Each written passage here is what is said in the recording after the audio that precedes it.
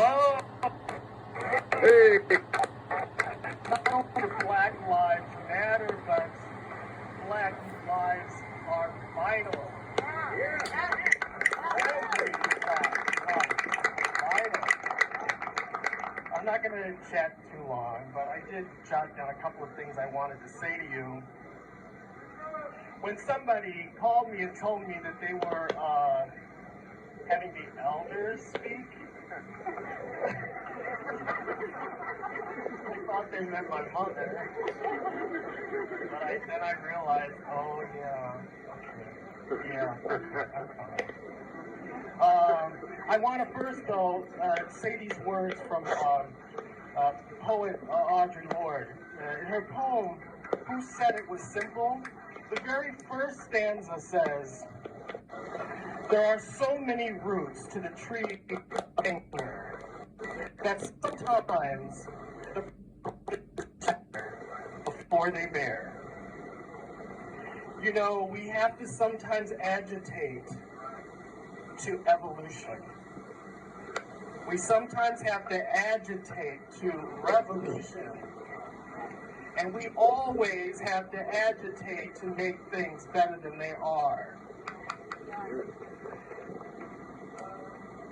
When I was about 3 years old, that's when the race riots happened here in Rochester.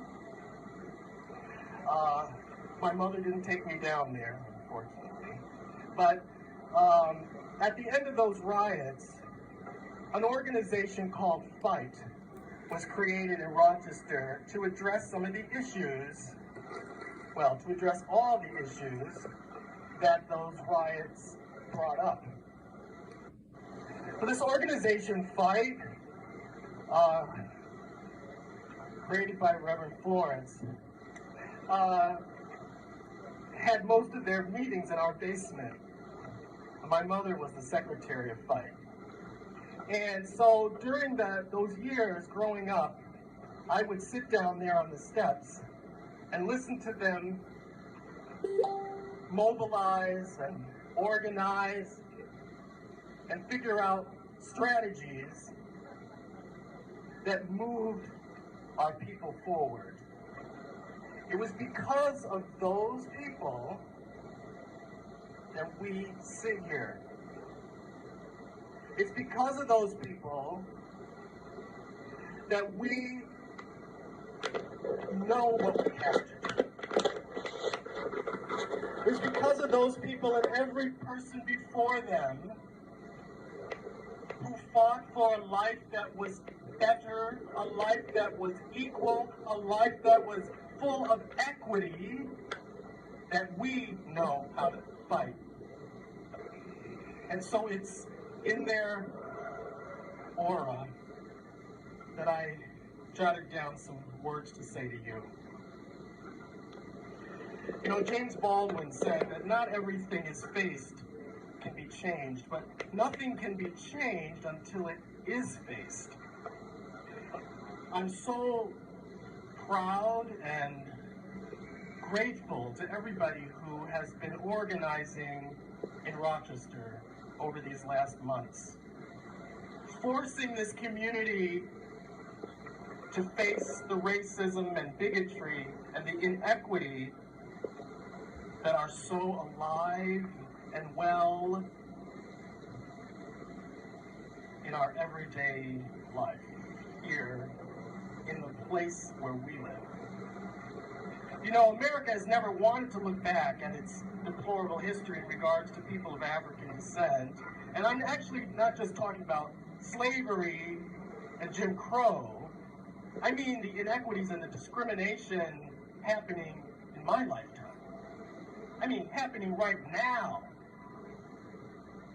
The dismantling of voting rights, the way affirmative action, which isn't a free gift, but is a repairing of mistreatment, has been painted as a moral criminal act.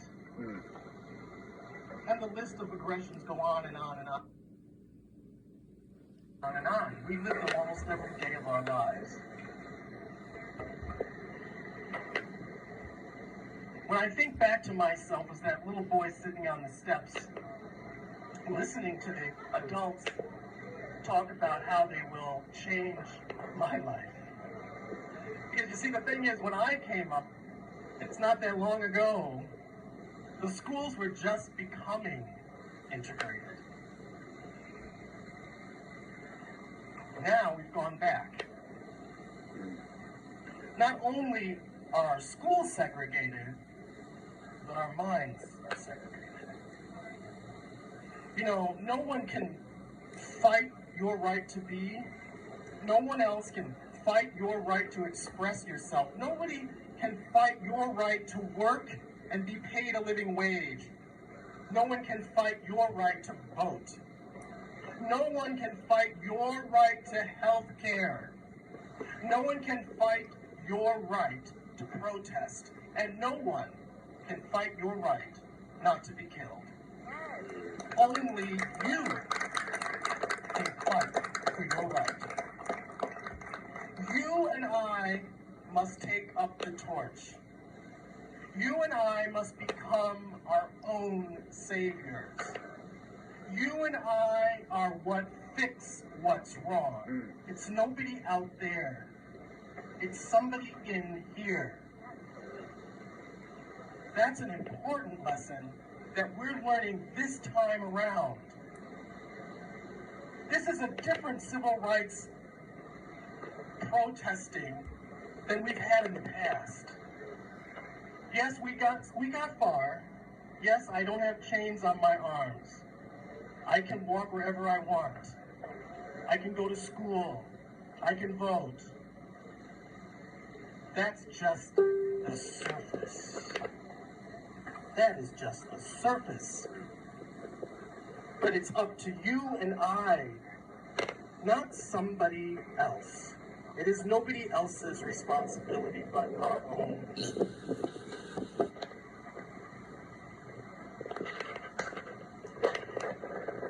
I like to think in terms of we are each a miracle.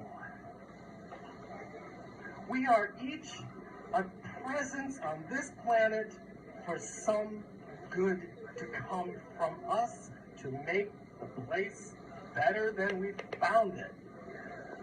And that is what we're doing. Miracles happen not to us. Miracles happen as us. Miracles don't come to us. Miracles are us.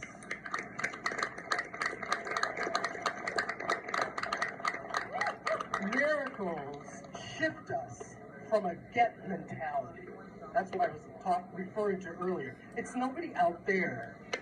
Yes, I do want you to vote, but the responsibility really is in you.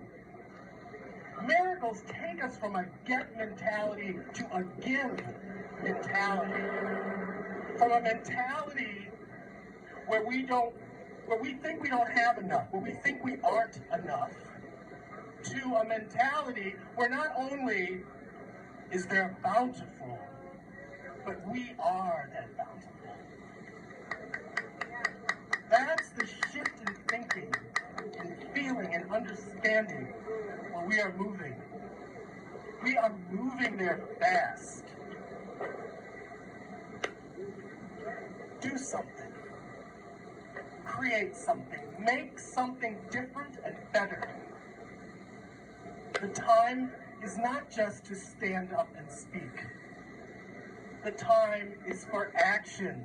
The time is to not be immobile. The time is to gather and move forward.